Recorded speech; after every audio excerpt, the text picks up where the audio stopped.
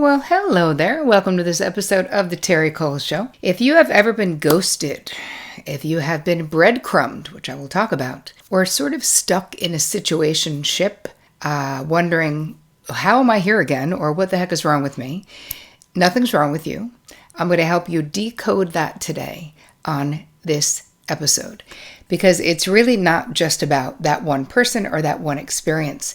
As I talk about quite a bit on the show, we're really talking about a downloaded relational blueprint, and for a lot of women, we're really talking about a father wound blueprint. So I'm going to be helping you make those connections today. We're going to be unpacking, like, what is the deal with attracting these types of things that are not optimal, that you consciously do not want in your life? What is happening, and what can you do to have it happen much less? Basically, we're going to be talking about breaking the cycle and having actual intimacy in your life, not drama sort of masquerading as intimacy. Okay, so before we get into it, I want to say, well, hello. I'm glad that you're here. If you're new to this YouTube channel, please make sure that you hit the subscribe button and the notification bell so that you get notified every time I roll out something new, which is every Tuesday and every Thursday. And since I do it for you, I would want you to be notified that I'm doing it. This really is a safe and sacred place. We've been here for 10 years. Many of you have been here the whole entire time. So thank you to my OGs. Thank you to my newbies. I appreciate each and every single one of you for being here. All right, let's move it on into today's content. Part of what inspired me to do this episode was someone had written into me and said, I always find myself in these situations where either I end up getting ghosted. And listen, you guys, let's make the distinction. We're not just talking about someone breaking up, right? Being ghosted is a very specific experience where someone cuts off contact. So let's break down what these behaviors are, and then we'll get into how the father wound blueprint might be impacting them. So what does ghosting actually mean? It means vanishing without explanation, right? I feel like we talk about it so much online that people think they know what it means. But someone breaking up with you is not the same as someone ghosting, where 1 minute they're contacting you and the next they're not responding to your text messages. And what is breadcrumbing?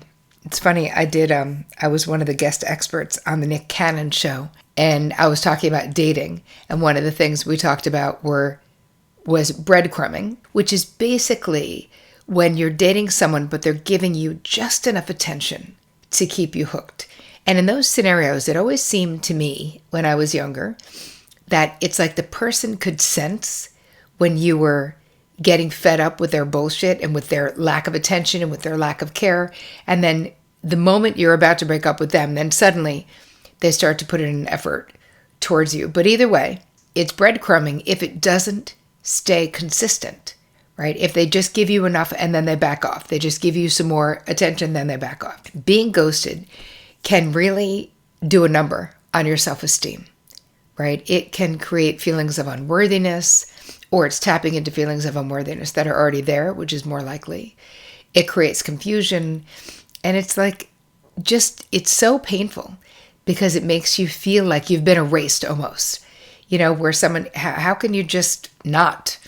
And yet people are like that. So your reaction to that experience, if you're someone who's been ghosted or you're being sort of strung along by breadcrumbing, it's not only about how you feel about that person.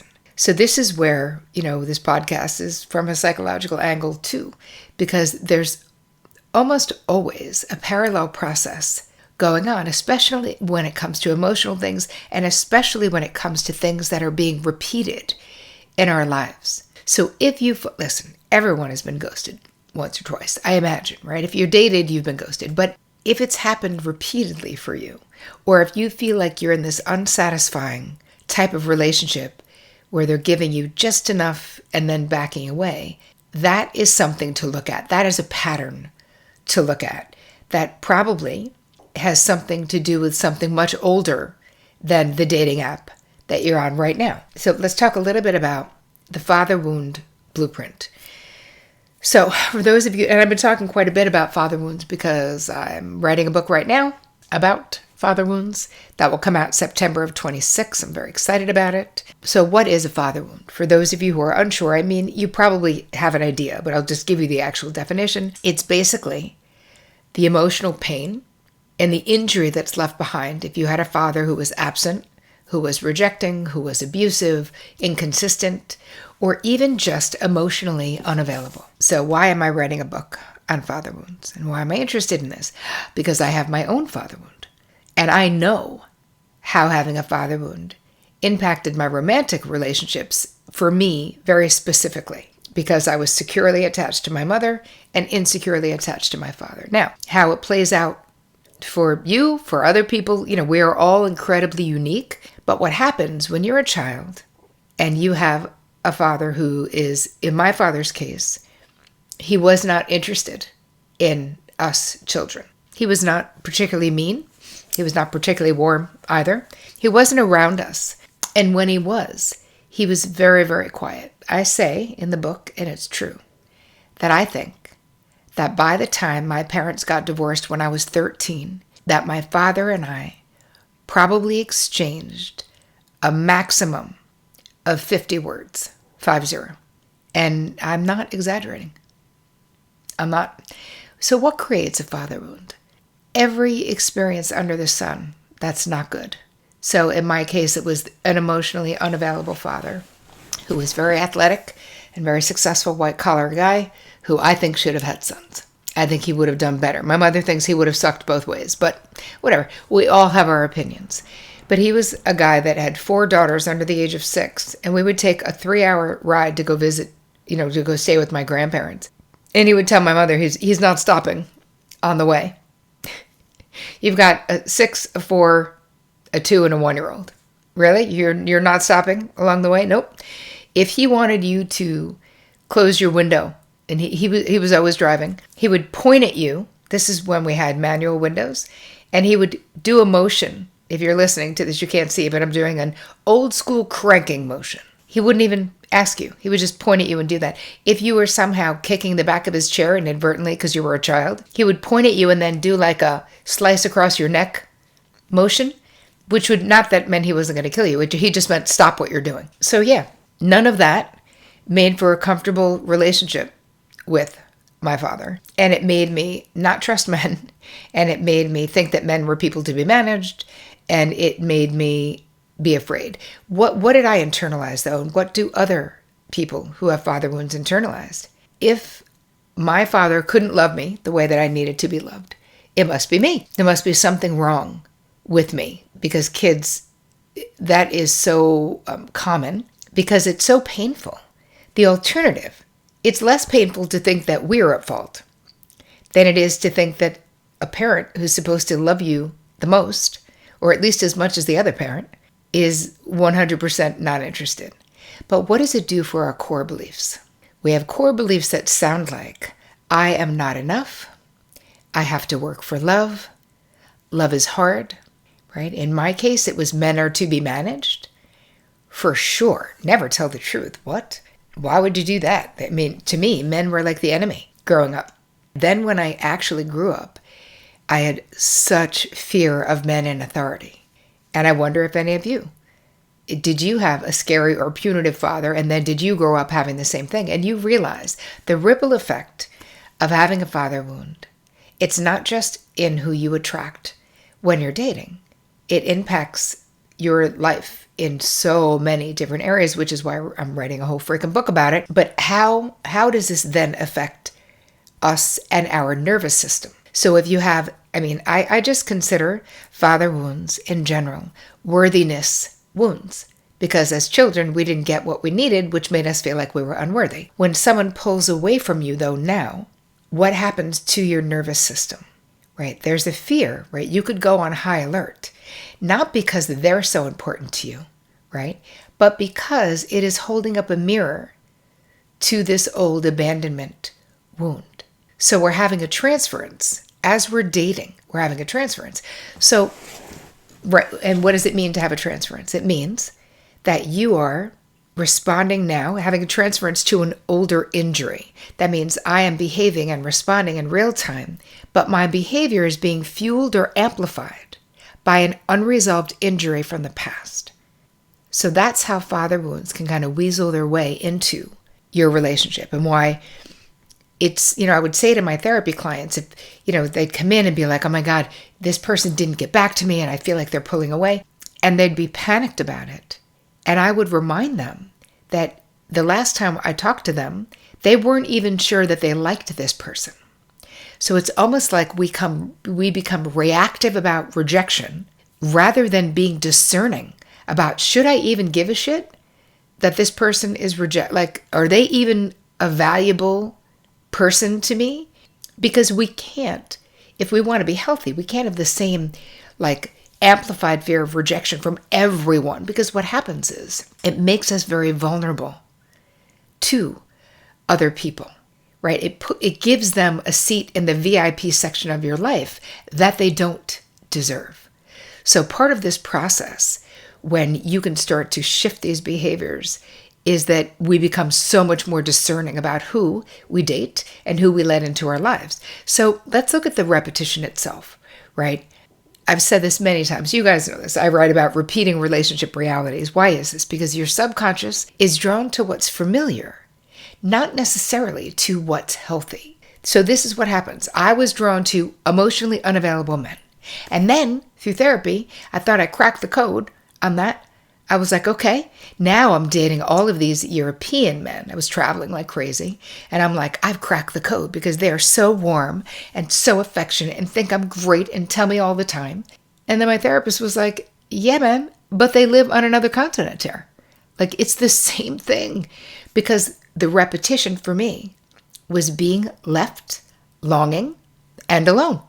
And even if you're in a relationship, but if you don't see the person except twice a year, are you? I mean, you are, but not really, So look at the emotional impact, right? So we have the repetition that's familiar, right? Inconsistent attention, needing to prove your worth, feeling like you have to go above and beyond, feeling like keeping the relationship going is on you. But then what is the emotional impact itself of being ghosted? Because it's not just being disappointed.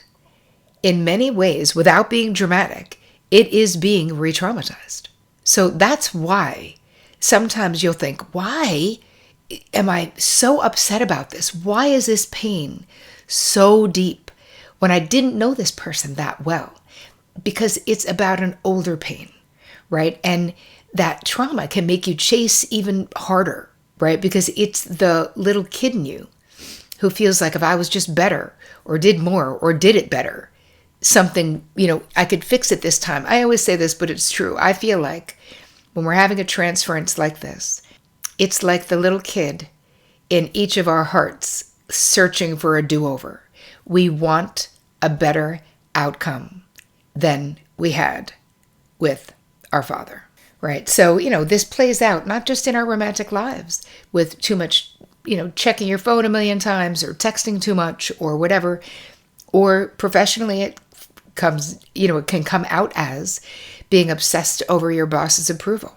And really using the 3 Qs for clarity, which I will put in the guide for you, terricole.com/guide, which will help you figure out what transference are you repeating. If you have a father wound, trust me, a lot of this is going to be you're repeating your relationship with your father. But it's actually important when we ask the 3 Qs questions, which is, who does this person remind me of? Where have I felt like this before? And how or why is this behavioral dynamic familiar to me? We really get a sense of wow, I am really repeating something from the past. And when we bring that from the basement to the main part of the house, it is so much easier to stop doing it. Because how can we stop anything that we're unaware of? So keep in mind, you being in these relationships and acting out these behaviors, it's not you being a weirdo, right? It's this old wound that's trying to get resolved. It's you trying to get resolved.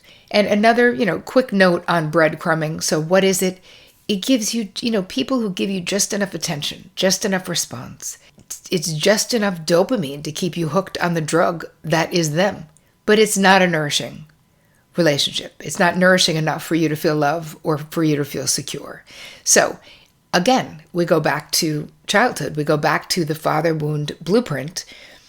If you grew up getting crumbs of attention, then you learn to survive on crumbs, right? We learn that, oh, this is just the way it is, right? It's like, thinking that a handful of chips for dinner is good enough, right? But you're still starving and not satisfied when you do that. So how do we break the cycle? Part of it is noticing the cycle, right? In the moment, when you're having an amplified response, name the feeling.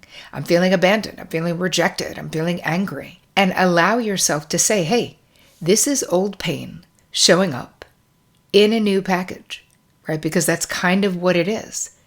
You could be responding to the fact that someone that you're dating isn't treating you the way that you want. But if your pain is really big, that's probably about your father wound and not the other.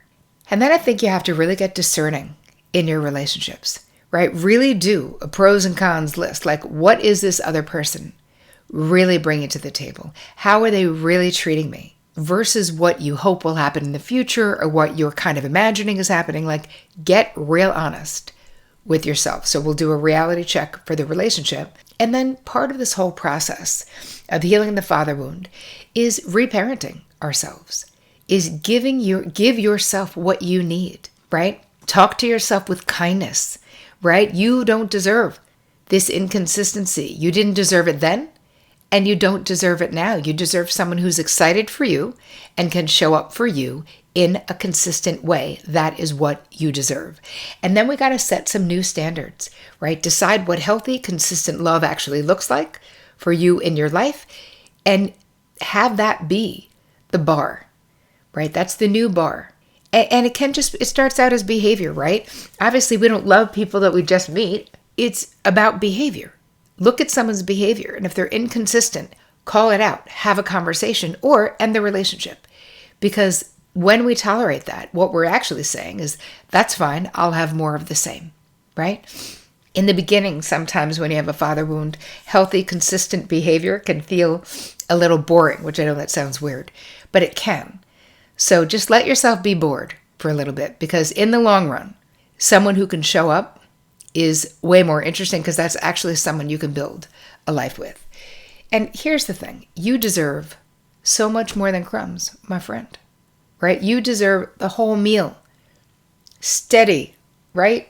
Nourishing love that does not make you question your worth, because you are you're born worthy, babe. You are inherently worthy. You don't have to do anything to be worthy. You already are. I put all of the good bits in the guide for you. Go to terricole.com/guide and share with me in the comments, whether it's on Instagram where I'm going to post this or on my website. Have you been breadcrumbed or ghosted, right? How did you handle it? Let's normalize, right? And create a safe and sacred space to share our stories, because being witnessed is healing. So thank you for being here with me. I so appreciate the fact that you care about your mental health. I hope you guys have the most amazing week. And as always, take care of you.